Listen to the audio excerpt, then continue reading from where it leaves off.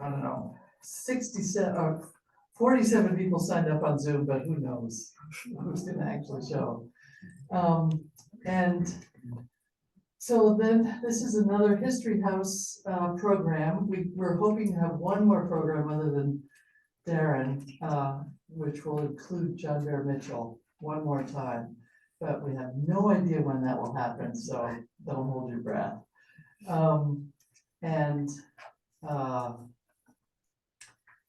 So what I'd like to say is Darren has been such a wonderful partner for us in this program. He's been so steady, so always there. The guy's in deep overload. He's in constant demand from so many different places, and he still comes down here to talk to us, for which I'm very, very grateful. Donna Loring, who was the tribal rep to the legislature previous to Mulligan,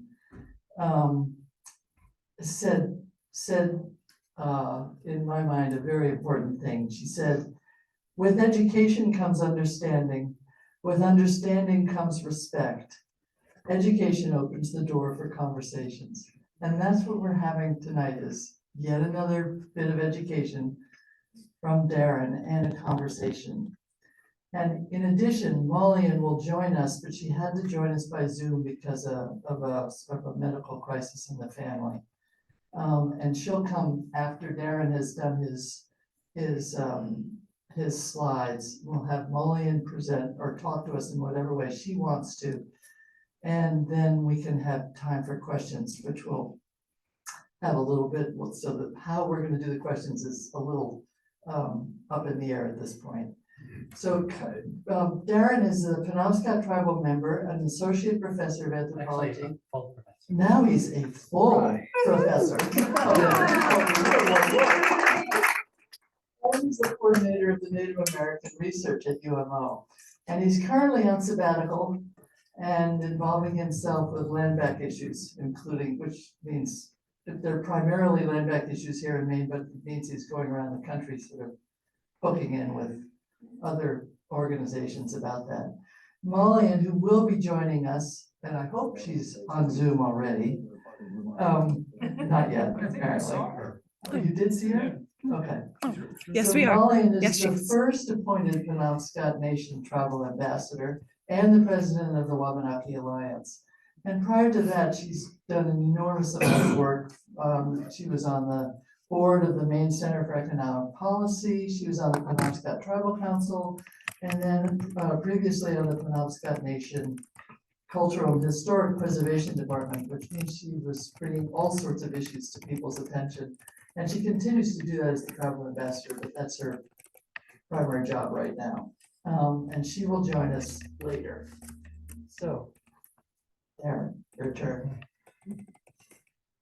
And thank you so much for coming.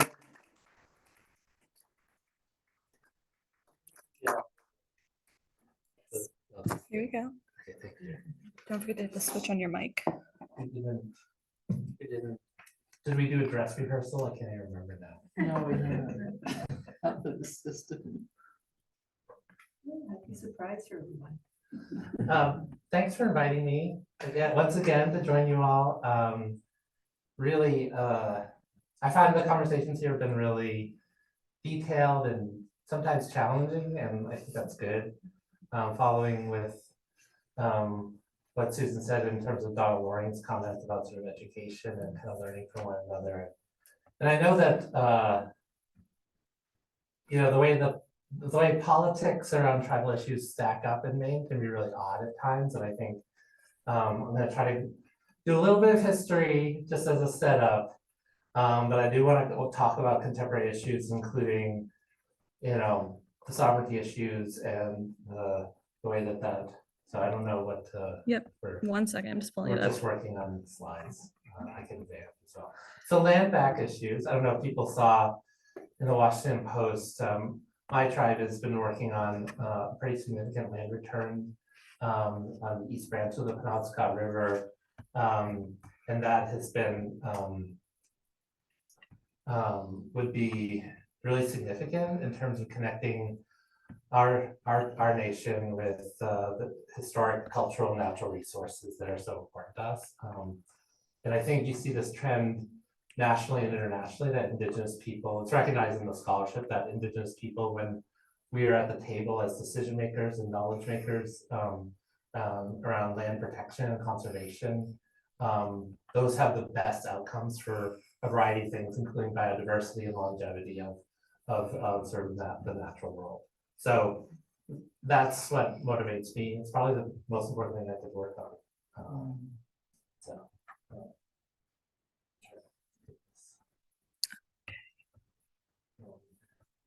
No? Okay, I'm so sorry, folks. Oh, So sorry. screen sharing stuff. Sorry. Sorry. I'm so sorry. I'm so sorry. It's all right. We're good. This reminds me of Halloween. Oh. Okay. Okay. When the kids were younger, are you gonna just advance them? Yeah, okay. That's fine. No worries. No worries. We've all done this before. Oh, is it working? Should be good. Oh, here. Okay. Oh, wow. All right. So the goals for today.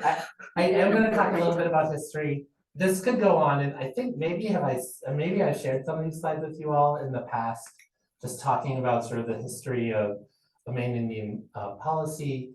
But I want to just sort of highlight how, there's always been this promise of mutual recognition around sovereignty. I mean, the idea that, treaties in and of themselves are recognition of other sovereigns. So at the very foremost, sort of the nature of our relationship with both the United States and the state of Maine as Wabanaki people is through treaty. And that you don't make treaties with second-class citizens, although they made us second-class citizens very quickly. But you do make treaties with separate nations. So that sort of shapes how we came into a social contract in the space of the United States and the state of Maine, and then became racialized and all these other things happened. And then I want to talk about how inherent tensions today kind of played out along those historical trends. So if you were to, this is just a partial list of key dates in state of Maine Indian history and policy. At the end, I'm going to have a pop quiz, so remember as many of these as possible. They start out with a federal law, which is very important in terms of our litigation around our Settlement Act, but then there's treaties that are illegal in violation of that Settlement Act, and then the Constitution and a series of court cases and reports that kind of bring us up to 1980, the Settlement Act. So this is where, of course, we are. This is just, current land holdings, just so people understand where these are. And of course, critical to Wabanaki notions of identity in terms of our homeland is that what is now known as the state of Maine is just a portion of that. It's how we see ourselves in relation to other tribes and tribal nations, but as people, Wabanaki, of course, meaning people of the dawn or the early light, that we see this entire area as our homeland, and that's critical to our confederacy and to how we see ourselves. All right, so somewhat not arbitrarily, I am going to start with something that is a recent victory related to the printing of Article 10, Section 5, Subsection 5 of the State of Maine Constitution. So people are aware of this. Hopefully this is like review that, I don't know what the percentage is. 75% of Mainers agree that we should actually print this into, after 130 years of it not being, 145 years of it not being printed, that there is this obligation. And I think it's important, not for a variety of reasons, but to me as a Wabanaki person, having this not printed means that it was not my relationship, my ancestors' relationship with the state of Maine is not acknowledged in our Constitution because we are not considered citizens. We are not allowed to vote. We're not, all the things that sort of made us separate. But it was defined by these treaty relations that we were maintaining for us, our independence from the state. And that's how it made sense to us. So yeah, critical to that. So this is just the background to that. I mean, separated from Massachusetts in 1820, but these in January of 1876, state of Maine began excluding this article, Article 10, sections 1, 2, and 5. There's some disagreement as to like, were they doing this specifically excluding these trees because of ongoing litigation? I'm apt to believe that. Someone who wrote a report about it thought that it was just cleaning up the Constitution. They didn't think they had anything to do with the treaties anymore. But I'm convinced that because the treaties come up even after the 1870s in a number of court cases. And I feel like if the state of Maine really thought that they had no treaty, this wouldn't have kind of been ongoing in terms of that. So yeah, I think there's a really important part of how treaties and the mentioning of them in the Constitution gets pointed out. So there's this the ongoing litigation that was happening in the 1870s had to do with 15 islands of the Passamaquoddy tribe were promised in one of their treaties. And they changed the name of this one island from one thing to another, and then from another thing to another, and they were able to kind of swindle this one island from Passamaquoddy control. Oh, sorry. Sorry.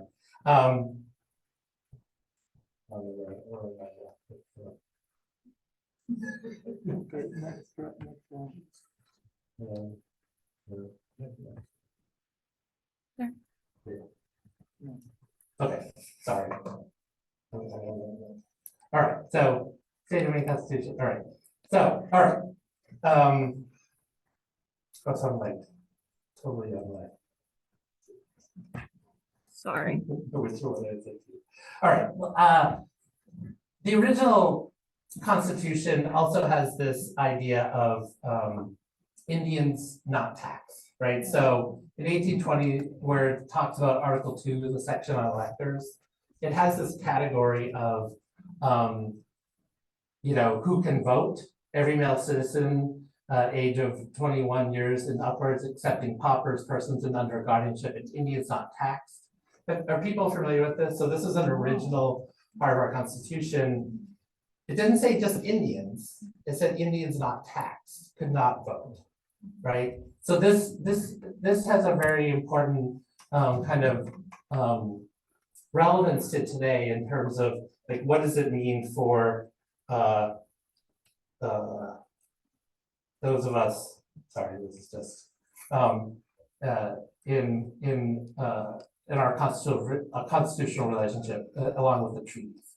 So today, this part of the Constitution explicitly reads, every Indian residing on tribal reservations and otherwise qualified shall be an elector in all county, state, and national elections.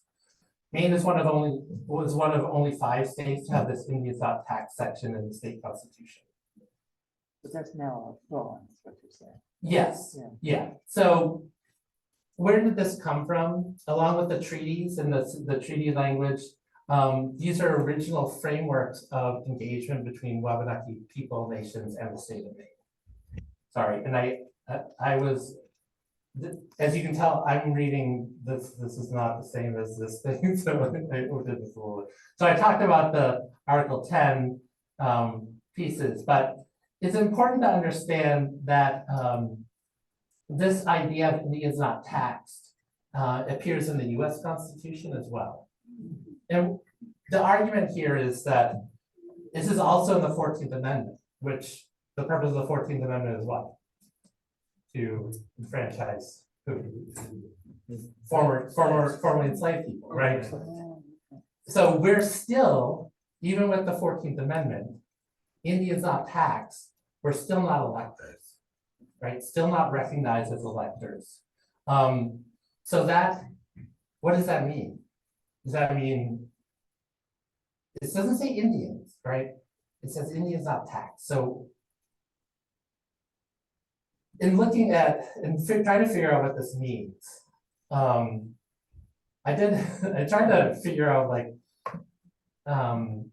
where in the US constitutional discussion this came up, as well as in the state constitutional context. What I found was this really interesting Department of Interior from 1940 report talking just directly about Indians not taxed as a category. And they saw it as a recognition of tribal sovereignty.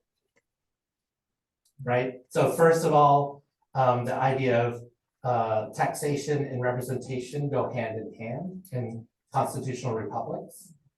At the founding of the United States, it was even the idea of land ownership and voting and taxation, right? These were even more intimately tied together.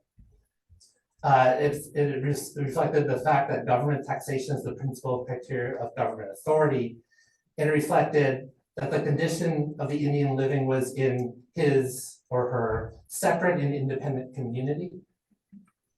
And finally, being outside the control of the other state or federal government, he was or she was an Indian not taxed.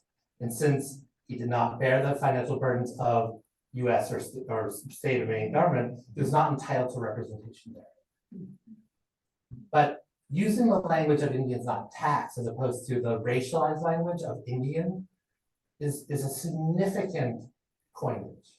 Does that make sense? Like it wasn't just like you're Indians, you can't vote. It's like you're not taxed.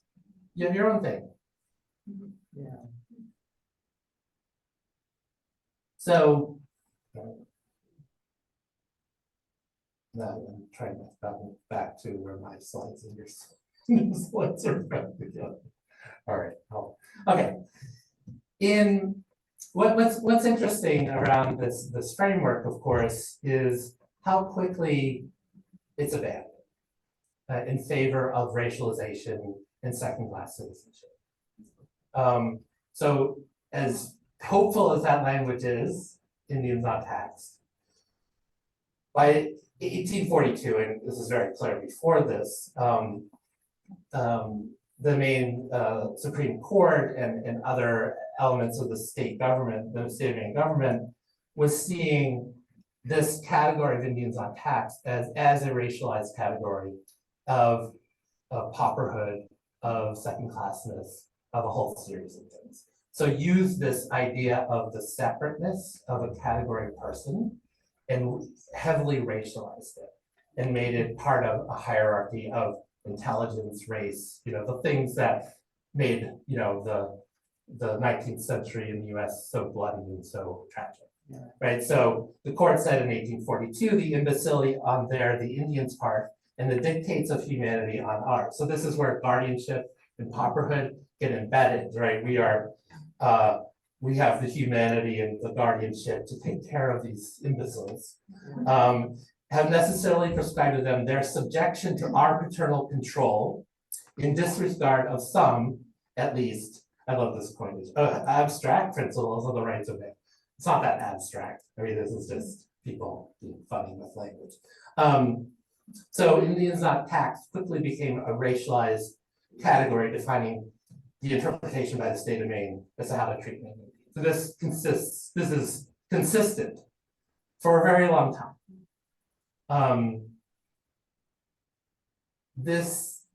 But this also, I bring this all up in our discussion around sovereignty to think about how justice plays into this.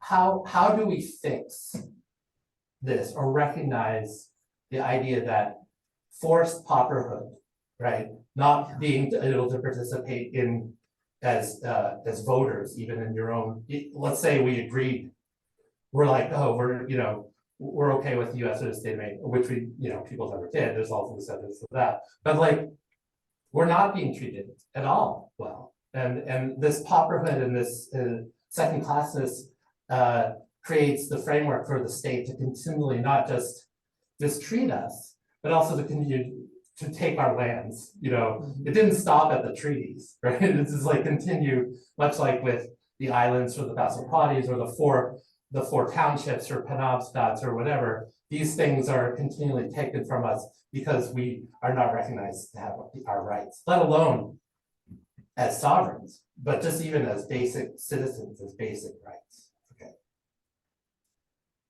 Anyone have any response, questions? Because I'm gonna shift to discussion.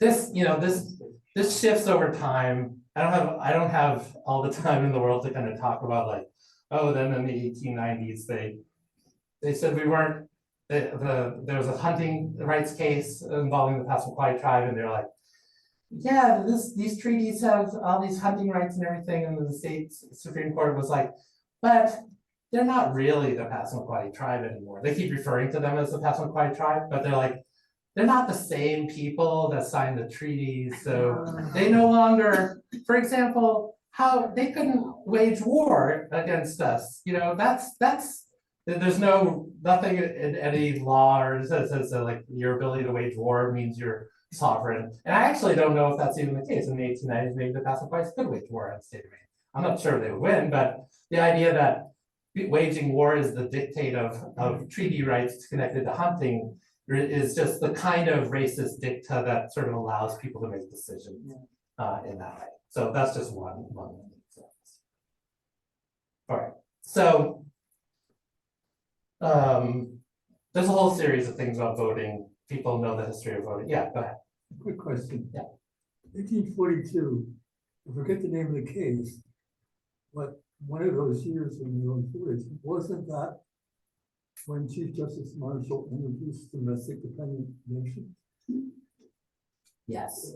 So I see so much similarity. Yes. Wondering if this is all before or after that finding. Yeah, it is an interesting dialogue / non-dialogue where the first framework that Marshall creates on federal Indian law and this idea of domestic dependent nation starts in the Johnson v. McIntosh case, which is in 1823, 1824. And then there are the Georgia v. the Worcester, the Georgia v. the Cherokee cases, right, that kind of round out the Marshall trilogy, and those in the early 1830s. So it is interesting to see that state of Maine does not reference that at all. So they're already in violation of federal Indian law, right from the beginning in terms of, but they're in violation. First, the state of Massachusetts and the state of Maine are in violation of federal Indian law and federal law and the Non-Intercourse Act right from the beginning. Signing treaties with people made them in violation. Those illegal treaties led to the basis of the land claim settlement in the first place, right? So that idea of, is the state of Maine actually following federal law? I mean, maybe that's a great tradition. State of Maine's like, screw federal law, we don't need to follow it. But there is a supremacy clause, there's all these things that make it, also in violation of rights and, But That's what Marshall was trying to do. Marshall was trying to do, and he was balancing. Standing for the Supreme Court. Right, and what Marshall does and is kind of an evil genius kind of scenario is that he maintains the supremacies from the doctrine of discovery and domination, that there is a kind of hierarchy that only European or Euro-American people can own property outright or be sovereign outright on their own. And the Indians have some of those things once it's recognized by the superior authority, meaning a white European or American entity. But he would still recognize, unlike the state of Maine here, the state of Maine is like full whole hog racialization, pauperhood, second classness. In the federal standard through Marshall, you have this domestic dependent nation, which is sort of like, you're not really a full independent nation, but you're also not subsumed as second class paupers entirely, which is what state of Maine wanted. Yeah. No, it's a really interesting dialogue around that. So yeah, all right. I want to move on to sort of the baseline of like what's at stake in terms of sovereignty. Are we ready for that? Yeah, oh yeah. So we have the underlying principles, right, in terms of the Settlement Act having this trying to settle a claim, right? So I should have had a little bit of dicta around in 1975, the Passamaquoddy tribe sues the Department of Interior, and then Penobscot Nation joins in this lawsuit. It's called Passamaquoddy v. Morton. Sues the federal government to help us make a land claim against the state of Maine for these illegal treaties. So we weren't actually, the lawsuit that we won in 1975 was against the US federal government, the Department of Interior. Morton was the head of the, so it's Passamaquoddy v. Morton. Morton was the head of the Department of Interior. We sued them to represent us as a federal government against the state of Maine, or to help us, get land that is taken from us illegally.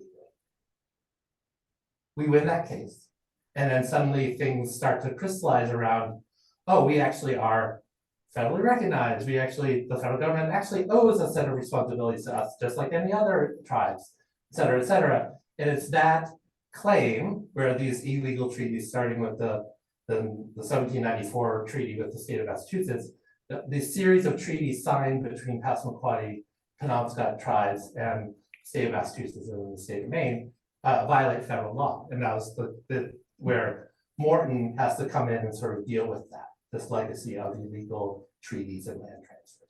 And in some ways, there's a whole series of other shady crap that happens where the state just seizes our property over after 1820 that they don't even consider. It's just like, here are the illegal treaties, this is a clear case. This whole series of indictable offenses around fraud and other things that probably statute of limitations. With treaties, you have, longstanding kind of statutes of limitations. There isn't sort of a closure around that. So in 1980, a settlement act is signed. There are flaws in it.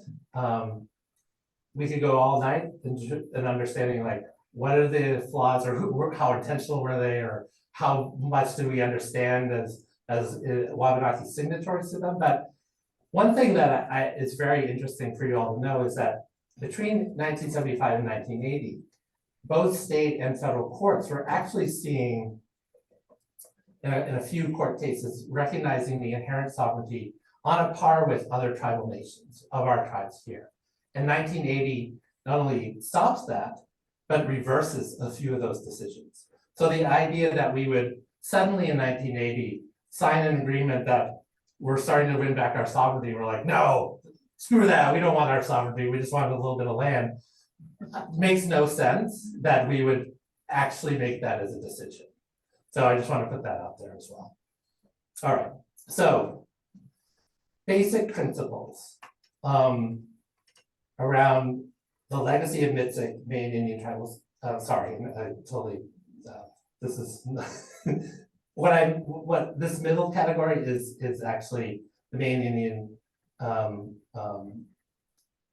Claim Settlement Act. It should be MCSA, not MITS. Yeah, I don't think you're No, no, disordered. no, Oh, sorry. Sorry.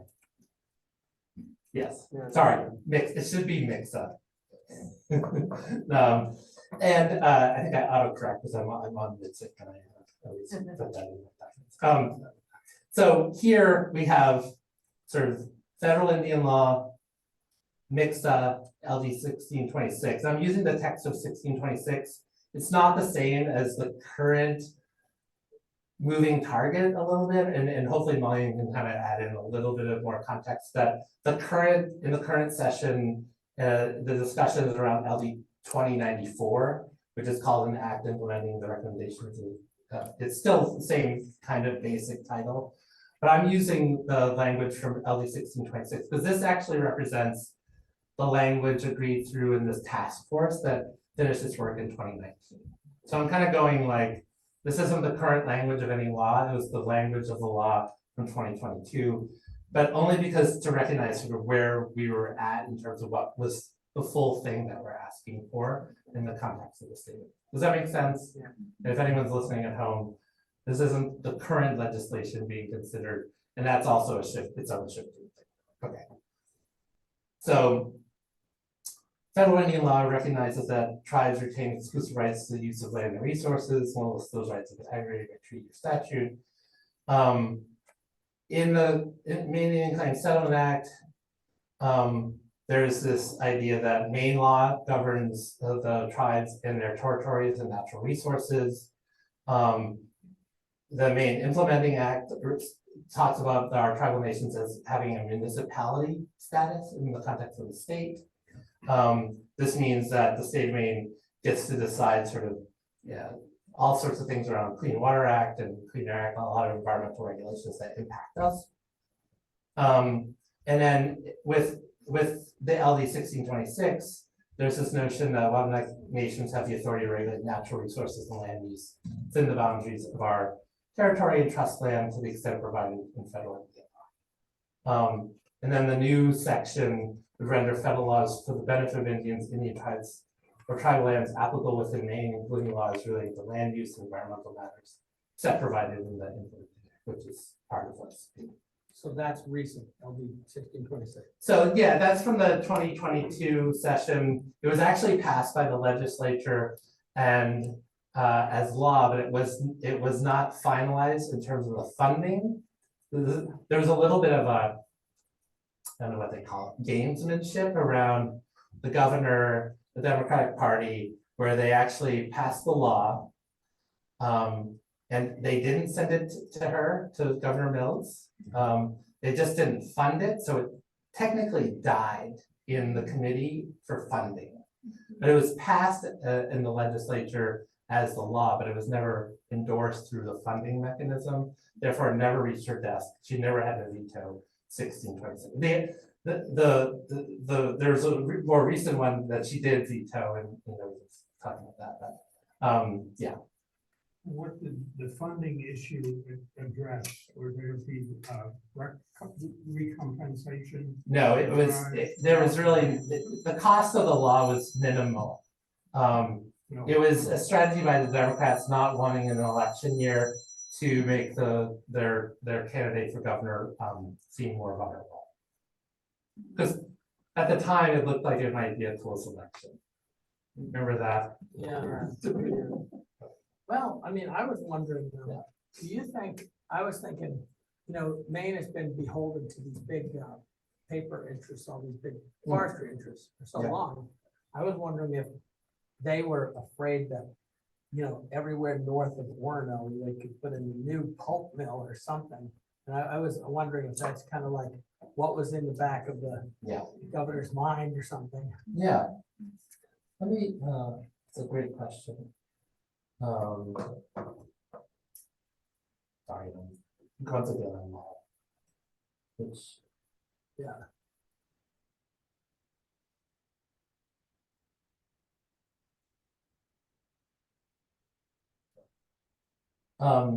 yeah, so that was the one. There to regulate natural resources. Yeah, and then also I cover it here. Okay, one thing that I think is happening. So one of the elements that if you follow the hearings, follow the discussions, and we're paying attention to the landowner interests, the sort of legacy, there's not, of course, we all know there aren't that many people. No. You're right. But there's a legacy of land ownership and that still exists for certain powerful entities in the state. What I hear again and again, they don't say it with such clarity as I'm going to say right now, is that they are concerned with a tribal environmental regulatory framework. That they think it gets misrepresented what that would look like because the Attorney General makes it sound like, I actually wrote my dissertation around this thing called treatment as a state, and in the Clean Water Act or Clean Air Act, when tribes are treated as a state, that means they are recognized like states to have the delegation of authority from the federal entity, the EPA, remember the election. And they can we can set our own environmental standards if we have treatment as a state, that as long as they exceed the federal minimum standards, we can be delegated the authority if we're recognized as sovereign entities. So because of the municipality language, and also because of the language that prevents us from participating in laws after 1980 that apply to tribes unless we are specifically mentioned, we are barred from sort of accessing this treatment as a state regulatory infrastructure. The Attorney General, the current Attorney General, in his testimony in front of the legislature in 2022, he made it sound like if a tribe that is down river or down wind from a state entity that was polluting in compliance with state environmental regulations, but not in compliance with the downstream or downwind tribal regulations, they would immediately be forced into these tighter regulations by the tribe. That's not how it works. There's a whole process that when there is the potential impact to a downstream state or tribes, the same thing between Maine and New Hampshire. Maine already has to deal with this issue with the state of New Hampshire and vice versa, because there are rivers and air that go back and forth all the time.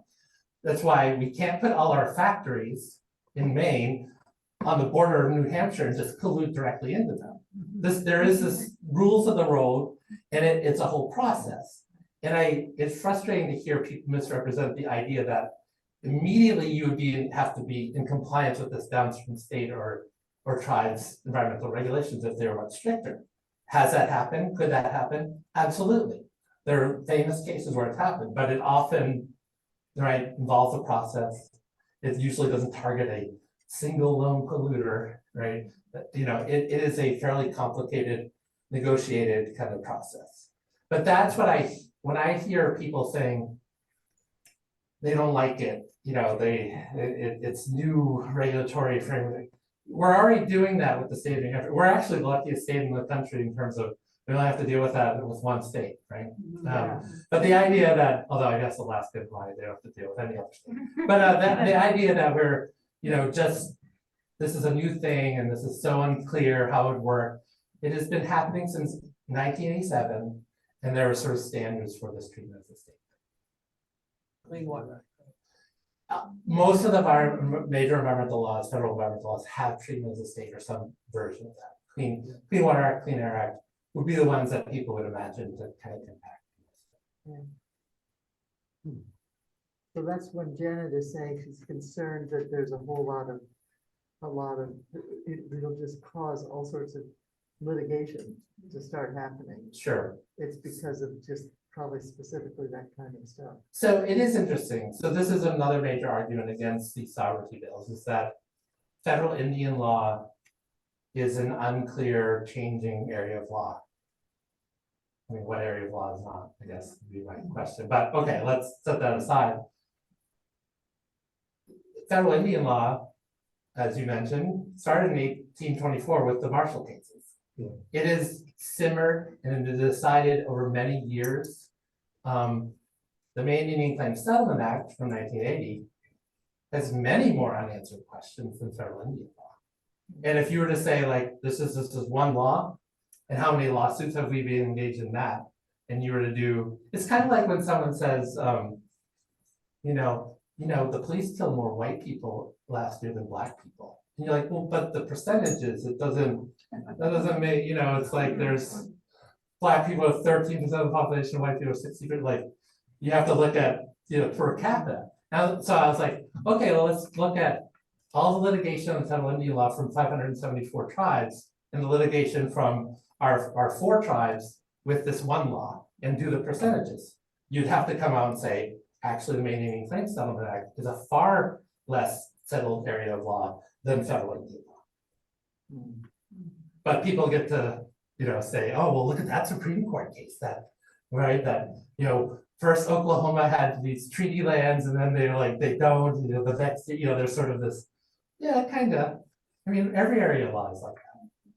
But there's this ongoing discussion around it that stretches 170 years long, 160 years long. So Darren, you did say at some point earlier that it made no sense that the tribes would be willing to give up sovereignty, having been treated as sovereign entities in these other treaties, that in 1980, all of a sudden they'd be willing to give up that sovereignty to do That's that. my argument. What was happening very specifically at that time? I think a lot of people don't know. Yeah, I mean, there's so many different, it's through the looking glass. I'm gonna give you my opinion of it. This is like the thing.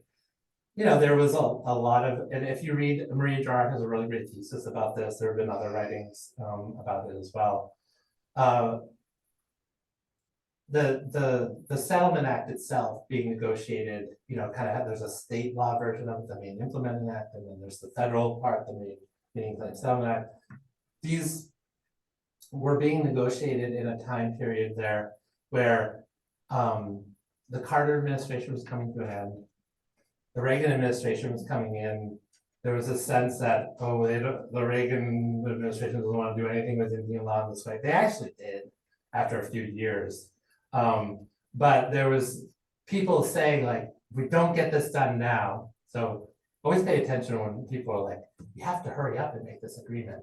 That idea really cultivated a kind of urgency around decision-making, how things were read or understood, how things were put into text and explained to someone or some other group of people, saying like, oh, well, I've talked to a number of people who were involved in negotiating, who said, well, they were told that the municipality language meant, oh, there was just an extra layer that we as tribes could enact, not that the state could impose on us.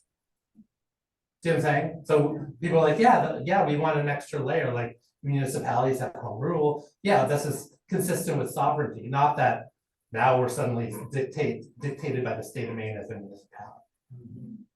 So there's all sorts of these things that get put in, as well as the language around, unless we're specifically mentioned, we don't get any benefits to these federal laws. You know, there's also debates around that. That's actually I believe one of the later additions to the language in the Settlement Act, and people just not really catching it or understanding what that meant.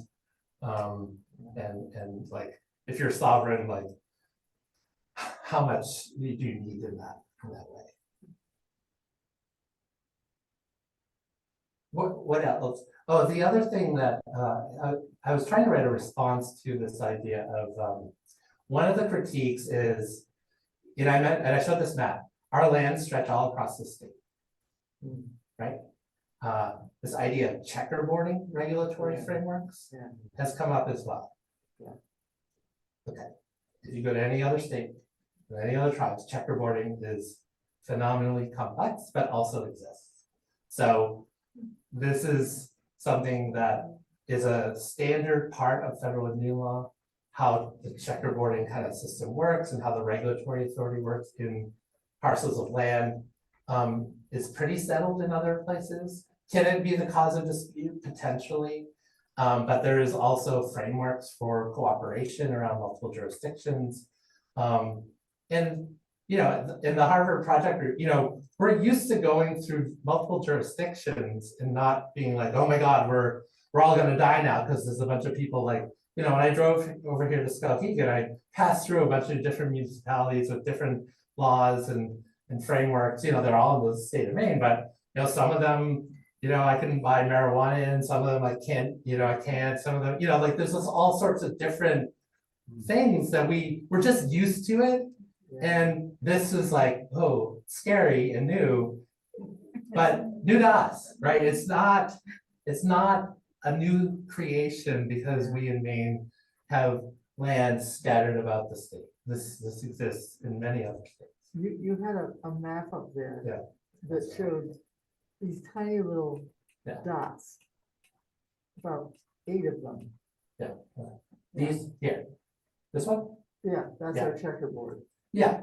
So first of all, in terms of sovereignty, thing to know is, right, some of these lands we own as, in fee simple, as any landowner in the state of Maine. So those would not be areas for our sovereignty.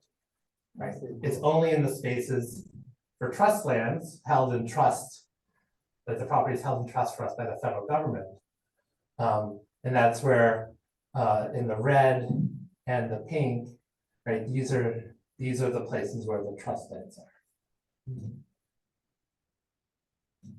So that's, you know, the green and the. It's the- quite threatening. It is. It's quite threatening, isn't it? Well, I mean, I don't think so, but yeah, I mean, there's this idea that, yeah, I mean, I think it is a thing that people point to. Yeah. Again, sometimes, you know, you know, what's amazing about And maybe because we've had this settlement act and because our sovereignty has been so held back by the state of Maine, the tribes in Maine actually, you know, in the non-political appointee in the agencies, there are great relations, great working relationships, great sources of understanding. It's only when you get into the political and, you know, if you really want to screw something up, involve lawyers and politicians. I apologize if anyone is one of those here. I went to law school. Yeah, I feel like I could say that. I wouldn't consider myself a lawyer, or nor would anyone who practices law. But the idea that we've been able to formulate really keen relations with people, and across the agencies, inland fishery, you know, all the kind of environmental ones that are so threatening to a few property owners that seem to have the great influence over the governor and attorney general. I just think that it's, yeah, I think workable solutions that respect the rights of everyone and our sovereign status, I think are really just a crisis of the imagination, not a crisis of it's not workable or it's new or it's.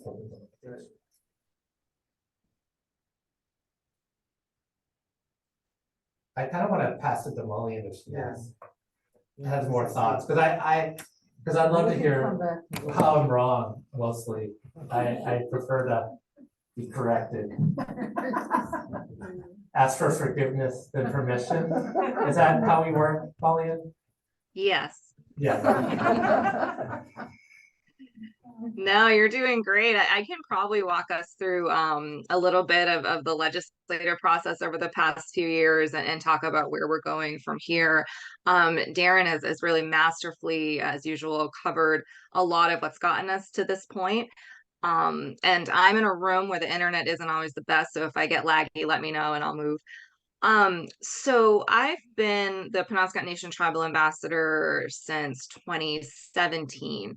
And the reason we have an ambassador is because so much of the information that Darren just gave you led to this extremely contentious and poor relationship with the state of Maine.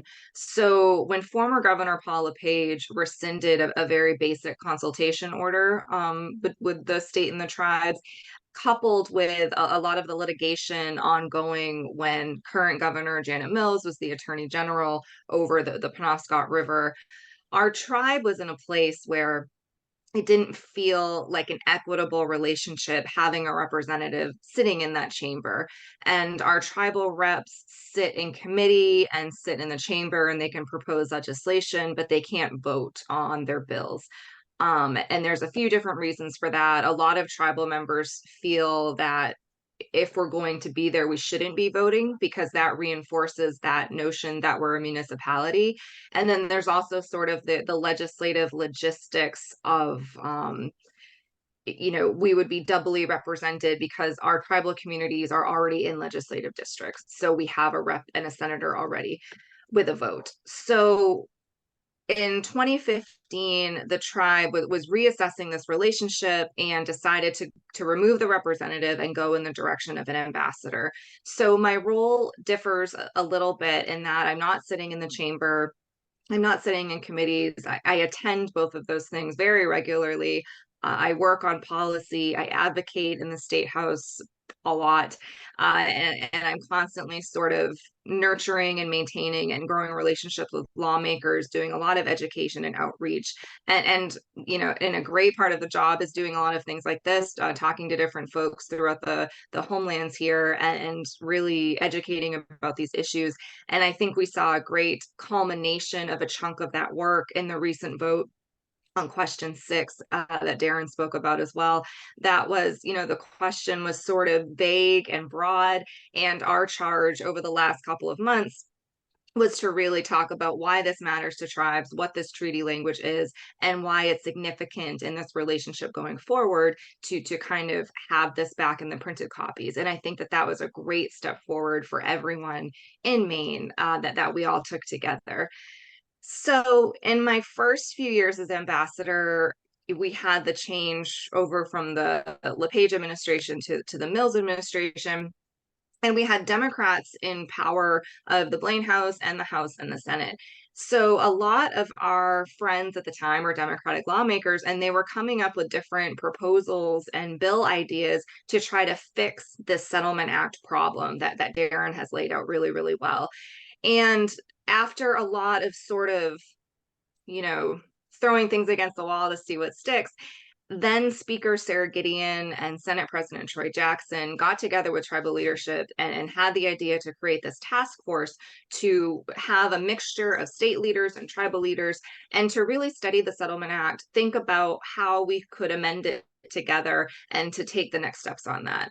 And I think the tribes were skeptical, cautiously optimistic, but highly cynical about having any real change happen on the Settlement Act. And I went to all the task force meetings. Chief Francis was our official appointed person in that task force for Penobscot Nation. And it was probably one of the best collaborations I've seen between state government and the tribes. There was a lot of learning, there was a lot of discussion. It was a bipartisan task force, and it ended up creating a slate of 22 consensus recommendations for amending the Settlement Act. And those recommendations were put into legislation, LD 2094, which was in the session of the legislature that would die at the hands of the pandemic. And then later on, those recommendations, most of them were LD 1626, and Darren explained the, unfortunate demise of that bill and sort of some of the politicking that happened around that. So what we've done, we also had some neat legislative victories in that time period. We of course banned Indian mascots in Maine public schools, a cause very close to my heart. We changed Columbus Day to Indigenous Peoples Day in Maine. We extended Violence Against Women Act jurisdiction to tribes in Maine and tribal courts. And this is important because it gets to that federal Indian law piece. So the VAWA reauthorization, Violence Against Women Act, that occurred in 2013. That was one of the laws that the tribes, there's language in there to benefit tribal nations. The tribes thought we had access to that. The state stepped in and said we didn't. So that is really indicative of that flaw in how the Settlement Act is set up, where we can kind of think these laws apply to us, and there's no process or timetable for the state stepping in and saying that they don't. So we were able to get that done in state statute and later on at the federal level as well. But that's a whole lot of time, a whole lot of resources, a whole lot of money spent on legal help with all of that. We also did some water quality bills with the state, and around the same time 1626 was going through the process, we were also negotiating another bill, LD 585, with the governor and her administration, and that bill was passed into law. And there's 3 sections of that bill. The first is the collaboration piece. So this sort of restores that LePage era pullback of the consultation order in a way. It restores it. And the collaboration piece says that there needs to be a tribal liaison in each state agency. And that has been set in place, and it's rolling out clunky at times, but I think it is working, and folks are excited to be working with the tribes and in these state agencies. There's also some taxation provisions, which are pretty significant. So we are getting closer to parity with other tribes who don't have these sort of sovereignty issues like we do in Maine. And the taxation portion of this really benefits tribal members living and working and doing business in tribal lands. So a lot of the income tax is waived, and some sales tax on materials as long as it meets the conditions set out in the bill. And then the third piece is sort of the most flashy, and that is exclusive rights to the revenue from the newly legalized industry of online sports betting. So the 3 tribes have partnered with Caesars, Passamaquoddy has partnered with DraftKings, and those are ongoing and up and running, and will hopefully bring in some good resources to tribal communities. So where we go from here, Darren mentioned our most recent effort, LD 2004. This was a bill that specifically took out the federal Indian law piece to run as its own bill. And we had been sort of, forming these new relationships with Republican lawmakers. And that's really a testament to a couple of things. Speaker Talbot Ross, you know, her and Minority Leader Billy Bob Fockingham, the Republican from Winter Harbor, they haven't gelled on a whole lot in their working relationship, but they've worked very well on tribal sovereignty, and they've traveled to our communities together and met with us together, and they've really agreed on a lot of things. Rep Fockingham seems to really walk his talk, and he says that a lot of the things we're seeking to do align with his values of being a Republican. So thinking about less government, more freedom, this idea of sovereignty and self-determination really resonated with him, and his Republican values. So he's brought some members of his party along. One of our other champions in the House caucus is John Andrews, a Republican. He actually filmed ads with me for question 6 on the ballot that we ran on YouTube and Hulu. And one of our best Republican champions is in the Senate, Senator Rick Bennett. And we of course have our stalwart, tried and true Democrats that have been friends with us forever and then passed so many good bills. People like Speaker Talbot Ross and President Troy Jackson and Rep Ben Collins from Portland. So we've formed this sort of fresh coalition, much more bipartisan approach. And on LD 2004, the first votes in the House and Senate, we did reach over 2/3, a supermajority. So we knew that we would have to work really hard to try to keep that in the face of this veto. The governor vetoed it, and there was enough sort of magical work in the hallways of the state house to scare some of the folks that voted with us on the first vote, and we did lose 12 votes, and we're not able to override the veto in the House. I think we maintained our numbers in the Senate, but we didn't get to go over there because we lost in the House. So it was for sure frustrating, but I think we've come a long way.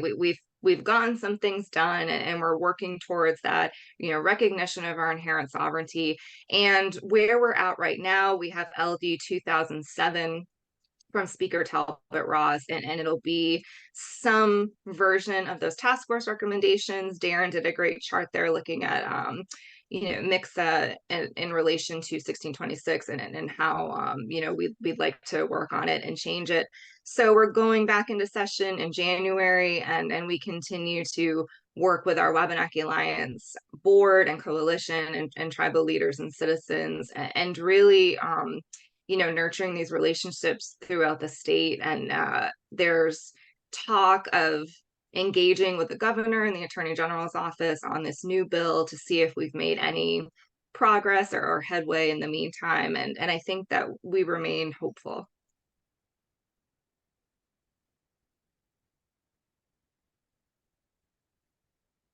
Mr. Mully. Hey, Molly. So Molly, talk about what the implications of removing the federal Indian law pieces of it, maybe. Yeah, removing it from the larger bill, or Yes. removing it in 1980. Removing it from the larger bill, like what sort of, where does that knock at us or whatever? Just I'd love to hear. Yeah. Yeah, so I think we took this out to see how well we could do, isolating this issue. And we had also had a federal effort from Representative Jared Golden called the Advancing Equality for Wabanaki Nations Act, I think we called it. And this bill, we set out to work on something with Representative Golden. There was a lot of desire from him to do something to help. And this was back when the House had the majority, the Democrats had the majority in the House federally, and he was confident we could try to get something through at the House level.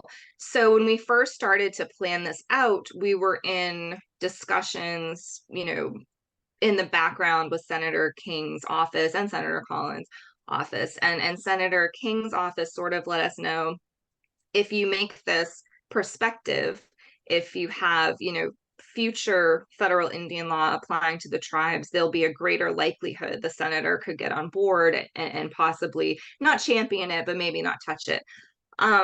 And so we did that. The bill was written, not addressing those 151 laws that have passed since 1980 that we haven't been able to have access to, but looking at from this point forward.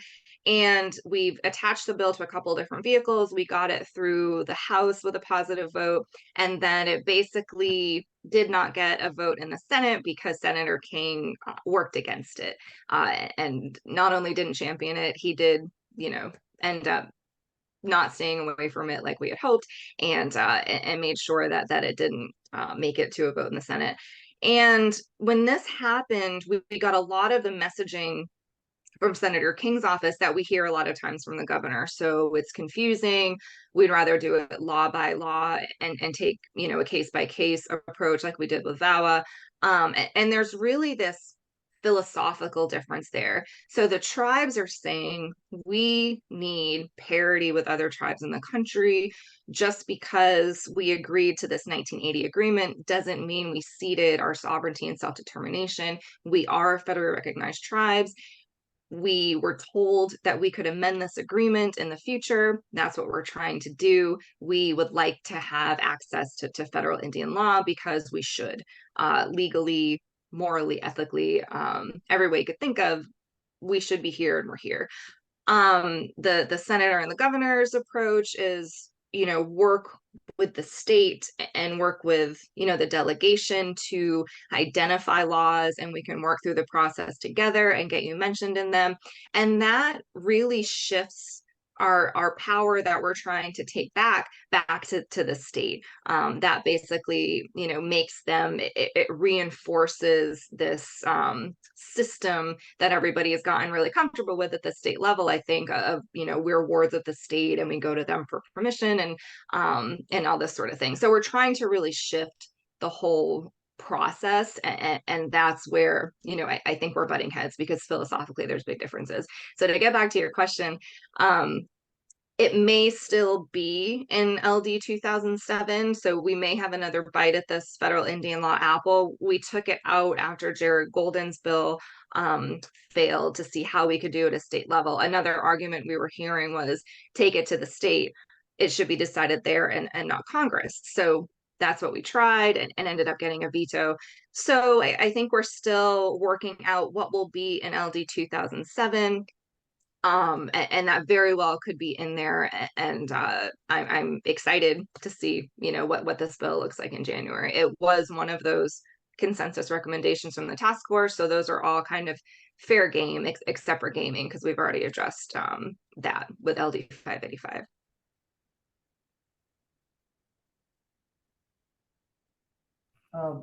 For either one of you, Marlena or Darren, to tell us the kinds of, just a couple of examples that you run into where the state has blocked what you're doing, just so that we understand fully the kind of hoop you're being forced to go through at this point, which is why you're trying to unhook from the state. I mean, it's just such basic little examples. Molly, did you hear that? Examples. Yeah, so Alfred, the VAWA, the original VAWA was one. But there were some, you guys have tried to get certain things done and the state will block it. And it's those examples that would be interesting to see. Yeah, I mean, the other one that I'm familiar with, I do a lot of environmental work, is this, related to We Well, be able to see in addition her. to treatment as a state, the tribes here were able to work with EPA to get EPA, the federal agency, the Environmental Protection Agency, to assign this thing about sustenance designated uses and certain tribal sustenance designated uses. And EPA did that, partly based on research that I was involved with, so humble brag. And then we're able to do that and kind of remove this one small part of the Clean Water Act from the delegation to the state of Maine. And then the state of Maine sued the EPA from protecting our tribal sustenance rights and through environmental regulations as a designated use. So that's another major one. Yeah. I don't know, any other ideas, Molly? Like, were they specific? I mean, it's so vague, and this is in the Harvard report, and you know, like, it's almost like what could happen now with like the veto in the Senate. You know, people don't have to read for hours and hours. They can just be like, I object, you know, and then Yeah, everything comes to a halt. And actually that seems like if there's just that little phase of like, we might think that, and so it basically comes up in anything, it feels like, you know, that the state or, you know, the attorney general will have a call or even issue some sort of opinion about something, and then it's sort of dead on arrival. yeah. Yeah, there's you know, the Stafford Act, tribes should be able to go right to the federal government and get FEMA funds. But because of this arrangement in Maine, it's not a clear pathway for us. There's state involvement. There's also this element of when folks look to partner with us, like we had a wind power project we were looking at on some of our land. And when we were looking to partner with people, they sort of looked at the jurisdictional hoops we need to jump through in our relationship with the state, and it scares them away. So it's a hindrance to economic development too. There's also there's this act about recruiting medical personnel, and in tribes it has to do with like what state you're licensed in, and I think it was the Passamaquoddy tribe had someone, you know, lined up as a hire, and you know, this sort of complication made it so that they couldn't hire this doctor they were trying to bring in. So it's, you know, and Darren's right, there's sort of this power dynamic where the tribes are very stifled, I think, in even trying to, you know, use these laws. It's sort of this, you know, a lot of behind the scenes things, and it's sort of a foregone conclusion a lot of the times that the tribes in Maine are immediately left out of a lot of this stuff. And I think the Harvard project report about the economics, hopefully people have seen that, sort of just how far behind we've been left economically, in particular, that's what that report is about. Yeah. But, you know, the naysayers of the state or whatever that side is, will say, well, you know, there's not a whole lot of funds, federal funds, you know, Stafford Act, there's, you know, they did an analysis, I forget, Molly, but they said it was like we're only barred from 5 or 6 that have any significant amount of money. Okay, all right, so, you know, life or death situations like emergency response, I guess, you know, that makes it okay. But the idea that there's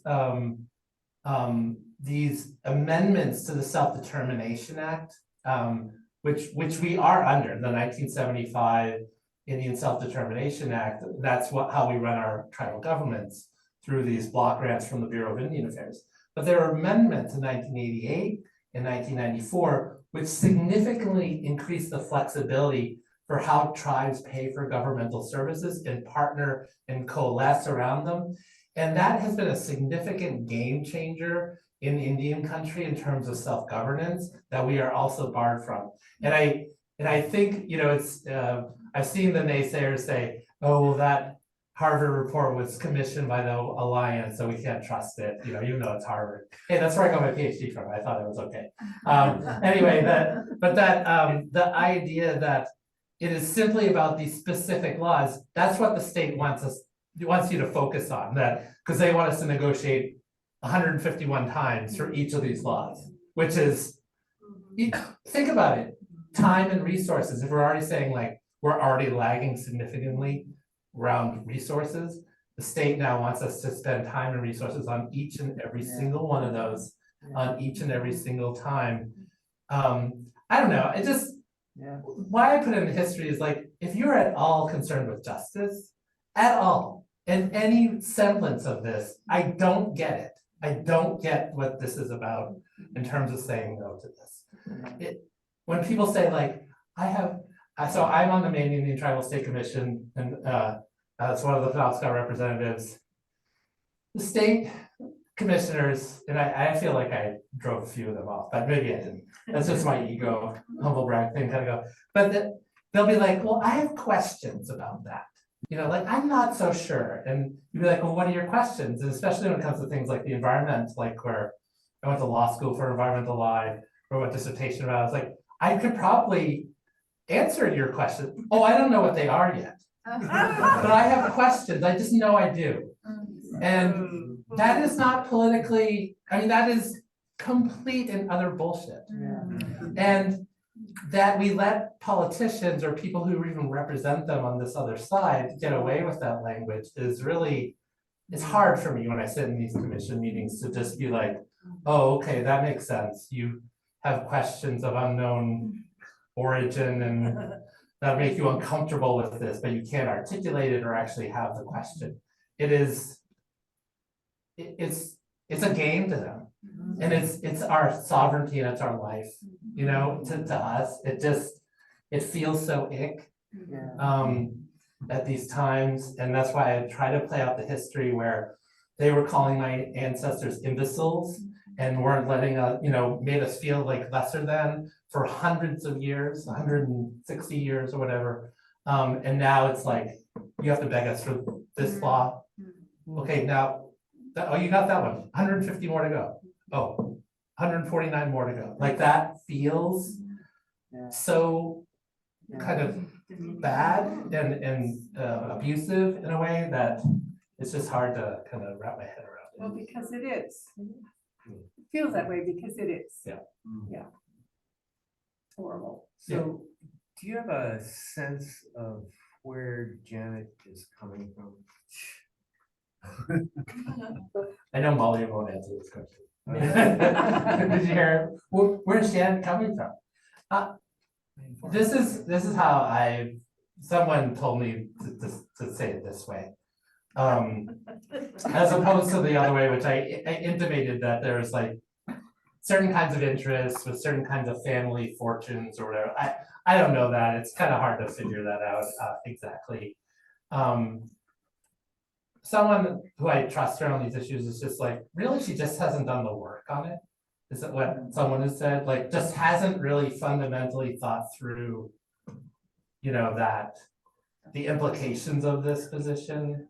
I don't know if that's true, but I'll put that out there as like, hey, we can all learn. There's always hope. What about Angus King? Yeah, what about Angus King? I mean, you know, if every time one of the congressional delegation broke the tribe's heart, if we actually, you know, I know some of you talk to these people. I don't know, I went to college with Angus's son and I don't know, they seem like all right people, but I haven't had this conversation, you know, like I can't say like why it feels, because again, I don't feel like it's completely honest. It doesn't feel like their reasons are completely, as someone who understands the situation, they don't feel completely honest to me. That's betrayal. Well, and look at what happened in 1980. You know, the state came into this lawsuit in the wrong. 2/3 of this state was stolen, and that was validated, and that was a very true, real claim that the tribes had. The state masterfully negotiated this settlement. The state didn't spend one penny on that settlement. The federal government provided the tribes with resources to get some land back. You all saw the map of the land. We're not talking about a lot. And you know, and the acreage allotted to the Penobscot Passamaquoddy, we haven't even fulfilled it because, you know, there isn't suitable land to buy from willing parties, and we haven't been able to get our 150,000 acres each tribe. Neither one of us has hit that cap yet. Legislatively, we've actually passed bills to remove the time limit on being able to get that acreage. So the state not only didn't spend any money in the settlement, they also negotiated these jurisdictional matters to maintain complete control. And who would want to mess with that? So everybody walked away from this, you know, at the state level, feeling like not only did we quote unquote, you know, take care of those Indians and give them something and make them feel better about everything they lost, we maintained our place in the power structure. So I think a lot of folks from that era, tied into the people doing the negotiating, we're very, very proud of them and proud of how Maine came out of that. So now, instead of admitting there was any sort of misjudgment or not great work in that settlement, and or that it was unfair or oppressive or really demeaning to the tribes, what happened, it's easier to kind of buckle down and say, this is the system we have, it's working, work with us to appease each little problem you're having with it, instead of overhauling the whole thing and shifting more towards self-determination. It's, we've gotten very used to how things are, so we'll help you as long as we maintain our power and control. And I'm not attributing that to either the governor or the senator. I'm just, that's sort of the way I've observed humans behaving as humans throughout my years doing the work. Another one of these things that is said, and I only because I was on Mitzik have I heard this situation, is that they are worried. Some people who represent this is what they think they consider the state interests are worried of increased federal intercession through tribal authority. So the idea that there'd be more federal authority in the state of Maine is one of the concerns. And basically that would be disruptive to Maine's self-governance, or that there is this thing, because I said, well, but the tribes and other states, this has all been worked out. And he's like, but it's new here, or it's like to be new-ish. And then I was remembering there are, and this mimics the Harvard Project report. There's a tribe in Wisconsin called the Menominee that was terminated by the federal government in the 1950s. And they were considered to be doing well as a tribe. And within a decade, they were the poorest people in the state. They had lost huge significant parts of their land base and were re-recognized because of the work of Ada Deer, who became the head of the Bureau of Indian Affairs later on, were re-recognized in the early 70s, and then slowly over time, as a re-recognized tribe, worked, regained the land holdings, gradually invested in forestry operations, and actually have now managed one of the most sort of valuable forested lands in all of North America. Their management techniques for forestry are visited upon, and that has caused an economic boom for that area of Wisconsin, where they manage their forest lands because of the way they do their work as a sovereign entity, but in partnership and with sustainable practice with their neighboring communities. And so it's just this idea like, oh, we're worried about this, but how much are we worried about actually benefiting primarily where the tribes are very poor, underdeveloped parts of the state of Maine. And I think you all recognize this, the idea that the state of Maine would interfere at all in a doctor going to Washington County to serve people in Washington County is crazy town. Yeah. Absolutely crazy town.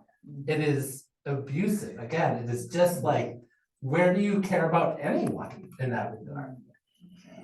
So I think the principle that they're standing on, right, doesn't match with the kinds of realities on the ground. Yeah.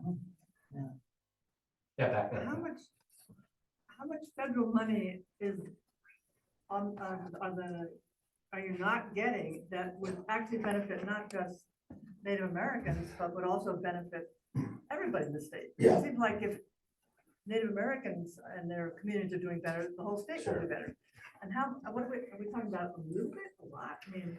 So, and I tried to look at this, that report by the Harvard Project, there's no like, the specific amount is unknowable, they did, a very educated, I think, above board guess around it. It starts in the like 40 to 60 million dollar range, but it goes up from there because, again, much like with the amendments to the Self-Determination Act, once you start to make investments that, right, infrastructure, these things have ongoing benefits. I think I have those numbers right. I don't know, Mulligan, if you have a read on any of those, but in terms of monies missing out on, it's also the ability to partner and coalesce and synergize with other tribes. Like the self-governance apparatus that tribes that are able to benefit more economically and therefore benefit their neighbors more economically. We're just barred from too many of those to really create that synergy. So I'm wondering how many of us sitting here listening to you would be willing to make it clear to Senator King that he will not have our votes without taking a different stance on this. Senator King. I think that's a direct action kind of feel to it. Oh, yeah. Yeah, Oh, yeah. Yeah, but he's not running. yeah, he is. He is. And I wrote to him and he got this mealy mouth response. I'm like, Yeah. what? Yeah. Did you read my letter? No, he didn't. It was like, all right, yeah. Could you say something about, the First Light, Oh. project and Sure. the learning journey and where that is? Yeah, so The question is about- Probably repeat the question is about the First Light learning journey, and so this is work I'm pretty involved in. This is work related to Maine's land trusts and conservation groups coming together to really, as I mentioned very briefly at the beginning, my year of sabbaticals to help support land return projects and the infrastructure, Wabanaki infrastructure related to receiving these lands back. Really, First Light is a core group of land trusts that consulted with tribal educators, tribal governments, various forms of traditional teachers and learners to transform the way land trusts work in the state and to recognize that also, as I mentioned before, the scholarship says when land trusts and conservation groups have an Indigenous leadership and Indigenous kind of frameworks for engaging in place, they are much more successful. So this is all around the world. We see this again and again in terms of the research, and recognizing that the man versus nature kind of embeddedness around how Western land trusts and environmentalism has tended to work, not always, but is far less inspiring and engaging in terms of solving our current environmental and climate crises than the set of knowledges and frameworks around responsibility and caretaking that around place that involves us as humans literally going to places, not putting fences around them, but literally engaging in caretaking roles through knowledge handed down for thousands of years. So, our practices around sweetgrass or brown ash harvesting or any of the things that are culturally important as Wabanaki people, these are actually stewardship and management practices that produce the best kinds of results in terms of land management, as opposed to the kinds of practices that Western conservation would typically have to just sort of leave things untouched and just continue to monitor them. It also supports a broad approach to environmental education for our youth and in our engagement with place. Places that we all love as people who live in the place that is now called Maine, but really that caretaking role as Indigenous leadership has led to then First Light is an entity formed by the land trusts. I've helped with a bunch of other people in the tribes form the Wabanaki Commission on Land and Stewardship, which is a tribal entity, a Wabanaki entity with appointees from each of the tribal governments that help direct the work and facilitate things like the return of Pine Island to the Passamaquoddy tribe, this work we're doing on the East Branch of the Penobscot with the Trust for Public Lands, and a whole series of other things. So it's one of the most hopeful shifts in the landscape in Maine. And I would actually say that, you know, this work done well and with real forethought and foresight almost help us heal from these wounds around our continued sort of sovereignty struggles. Because I think when the land, it's like, there's this tweet I talk about, it's like, of course we want the land back, but the land wants us back. I was involved in a study that looked at the terrestrial biodiversity over the last 12,000 years. It was published in the Proceedings of the National Academy of Sciences. Okay, also humble, probably how I got full professor. Anyway, this article says humans actually until the last 400 years or so had been net benefits to terrestrial biodiversity. Even in places where large animals have gone extinct, oftentimes biodiversity is increased when those large animals have kind of gone extinct, and maybe we hunted them, maybe other things happened. So it was only in the last 400 years, did you ever know what happened in the last 400 years, that humans have become negative influences on biodiversity, and that has been with the rise of colonialism and industrialization, and the lands that have been emptied of biodiversity have not been lands that were pristine when colonizers or European or whoever kind of started to occupy them. They had been managed by human beings for usually 10 or 11,000 years, and had maintained biodiversity for that long. So what does that teach us? Human beings were not the problem inherently, although our current system is very detrimental to biodiversity and a whole host of other things. But our indigenous leadership around the climate and environmental emergencies that we face, vis-a-vis First Light, vis-a-vis the Wabanaki Commission, is really what I think is really important work to do. Wow, this is great. Did I answer your question? You did, I kind of have a follow-up Yeah, please follow question, up, yeah. because I know a little bit about it, but there was like a cohort of land trusts, right? And so there are more land trusts that were not involved, that in that first cohort. And so I wondered if there was like another chance for engagement, if there's future learning. Yes. Group cohorts that may exist. And Yes. Actually, the majority of land trusts in Maine have participated in First Light. Oh, really? I forget the numbers now. It's like 40 of 72. It's extraordinary. Part of First Light, their work has been to also, they've been raising money for a kind of a fund to be transferred to the Wabanaki Commission. But then I know that they're constantly trying to improve the learning journey parts of it, and to make sure that those who haven't participated as of yet have opportunities in the future, but also that it not be repetitions every year. So I think it's one of those things that I know starting next fall, there will be another opportunity for the learning journey. They haven't given up on it, but there's a little bit of a pause in it.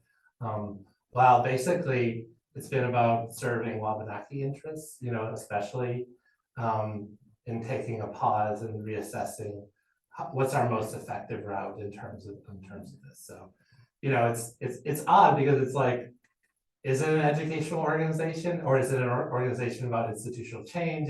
How do those things work together? And I think that's always a kind of interesting discussion when we're about change making with institutions on that scale. But really from the beginning, there have been a notable set of leaders, including the Nature Conservancy and the Maine Coast Heritage Trust, I would say are the most significant.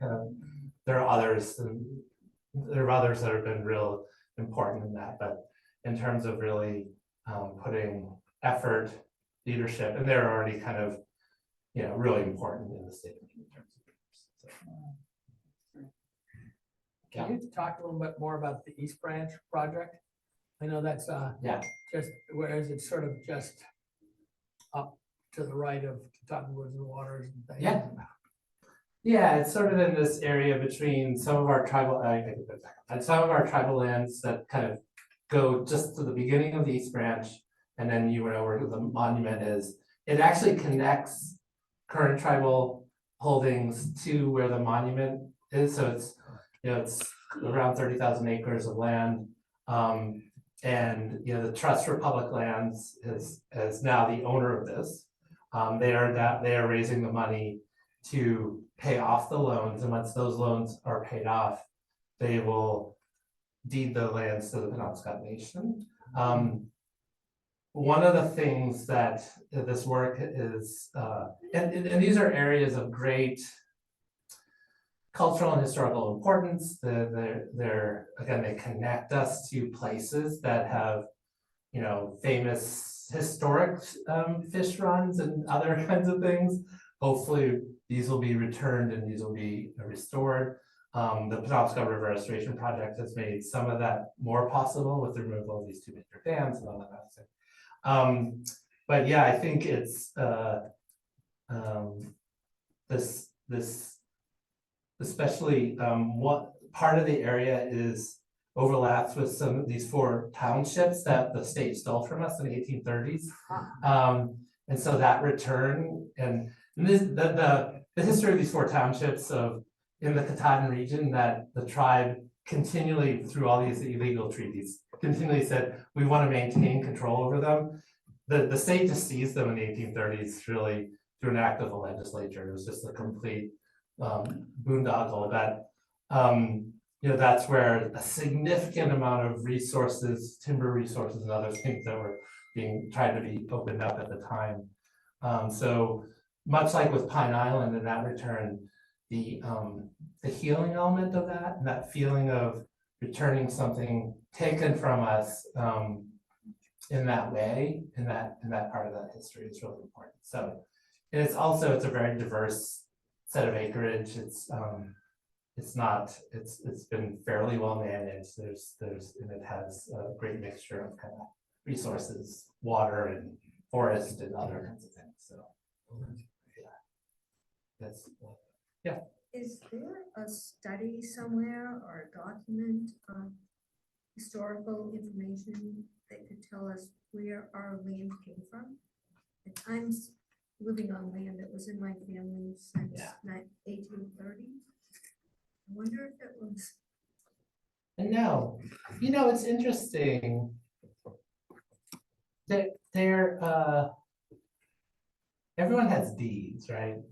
Often these deeds link to, if you know how to read a deed, which as it goes back in time, and a lot of the current deeds don't always include the sort of before a certain time period, it's more recently focused, but there are ways to get to sort of the all elements of your deed from town records and all these sorts of things.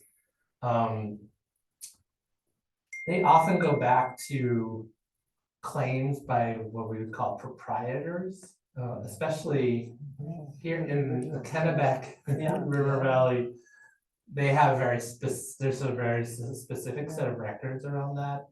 I was part of ongoing work with Maine Historical Society to kind of uncover, document the sort of the Kennebec proprietors, and there's a whole series of proprietors, and that's just another word for land speculators, and which is just another word for people who take Indian land and then sell it to each other. But that idea that understanding, I think that there should be a course taught about just how to read the deed. And I'm not offering to teach such a class. I'm just saying that often there is this, and then you can look at this work through places like Maine Historical Society around proprietors, and there have been a few books written about that work as well.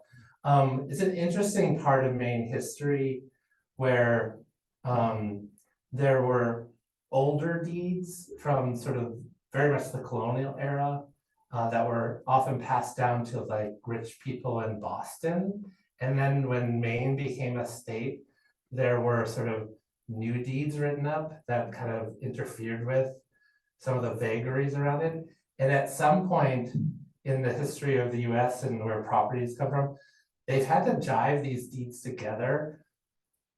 On the mid coast of Maine, there was a whole series of rebellions against these distant deed owners, and and mostly bloodless, but this idea of the rich Boston land deed owner and the local people fighting back is kind of one of these celebrated, they called themselves the White Indians for a while. Yeah, they did that whole thing like so anyway, there's just all these interesting histories of how those deeds and sort of where property comes from. I mean, there's a really fundamental thing about, I think people think it just was like through, I mean, I see it online, and I saw what I've taught a few times, like, but you lost the war, so we got the land. And I'll be like, oh, what war? What war did we lose? Well, it's the Indians, and I was like, pretty sure we're relatively undefeated in the wars. Like, they're pretty good. We might have lost some and early on, and then, I was like, but there's just this presumption that we settle this in a way that makes sense, outside of the rubric of what I pointed about people creating this notion that one people are imbeciles and that you had to be Christian to really own property, or you had to be whatever. Like all of that has been embedded in your deed. You know what I'm saying? Like that's somehow in. Can I say something? Yeah. You can go to the registry of deeds right down here. And you go to one book and then it tells you to go to the other book and the other book. And finally you get back to where Yamakanta was given 4 hogshead of, strong drink or whatever it was. Yeah. You literally can go to that book and that's what it says. Yeah, and a lot of that information is not included. So if you're just buying and selling property, that tends to be like in the more recent history where they can get to a point. I will say this, when the tribes won the Passamaquoddy v. Morton case, one of the things that started to be clouded was title, right? Some of these deeds that were implicated through these treaties now deemed illegal, right? They generally settled things out, but property transfers slowed way down. Some groups the title companies, many of them didn't want to do business in Maine at all. And so this was actually having an economic impact on certain areas in certain places in the northern 2/3 of Maine where property was being exchanged because the title companies were like, I don't know, references to this treaty, the federal court just said it was illegal. This treaty, so how are we clearing your title? So it became one of these moments that, of course, Democrat and Republicans ran on. No, no land for the Indians. It didn't matter in the 70s. It's like, Joe Brennan was a Democrat. He's Indian fighting Joe, and the Republicans, they're Indian fighting. It's like no settlement. Like it was a populist message to be anti this settlement because they were like, the Indians want to take your land. Yeah. You know how we do. We take your land. That was the good old days. Now we have land back, so you guys can all participate in that. Oh, dear. It took up some space. So. Yeah. I began my research on publications about this before the 80s. It was all during the 70s when this was all emerging national. Yeah. And one of the ways that's helped me to think about it over that time is, Indian law begins in the court of Charles V in Spain in the 15th century. Because Europe, and what they've done here, is the early 15th century. It confronted an other like no other. Yeah. That they had in their they weren't going to Asia and discovering others. Yeah, that's right. And what do we do? And so that's what Indian law developed is how do we manage, control this other? Yeah. Which is unlike anything we know. Just big jump to that court case. Yeah. Main court case, and we saw the language. What language do we choose to protect our interests? Yeah. But we have to do something with these others. That big picture it's no different than when John Marshall, when he was sitting at court in those same years, 1840, 1843. He had, it was political. Yeah. It was about power. And he was just trying, this is 1840, he was trying to preserve the Supreme Court as something that would had power and would be respected. So you read every one of his decisions, you can see the constituency, this piece of you. Yeah. And so when he invented his Yeah. other definition, domestic dependent nations, that's what he was doing. Jump ahead. I interviewed Governor Brennan a couple days after the story broke about the land codes, when the bond market shut down. I broke that story, but it was clear he had his ticket to Congress. That's what he was focused on. And he was telling me about, who should I go to? Who knows? I don't know. What photographer in Boston should I go to have my official picture? That's what he was. And a real civil servant. Not one inch, not one penny. And that was his position that got him to Congress. Sure. Jump ahead to our governor. She's in the same seat, in the same way as Charles V. Centuries ago, and everyone between. That has helped me Absolutely. Yeah. integrate Yeah. this, and that's what you and Molly are talking about. Thanks for that. That's really insightful. Because I say things like insight and joke. I never talk to him about it. So awesome. Thank you. Well, Are we at time? Molly, do you have anything else? Add? No, you're still I there. may have watched that. She might have. I don't believe so. Yeah. Thanks so much. I'm actually driving to get my daughter from work right now, so I'm in the car. But yeah, thanks for everybody being flexible with me and for sharing so much. Thanks, Darren. Thanks, Molly. And Mike. Thank you, Molly. Thank you.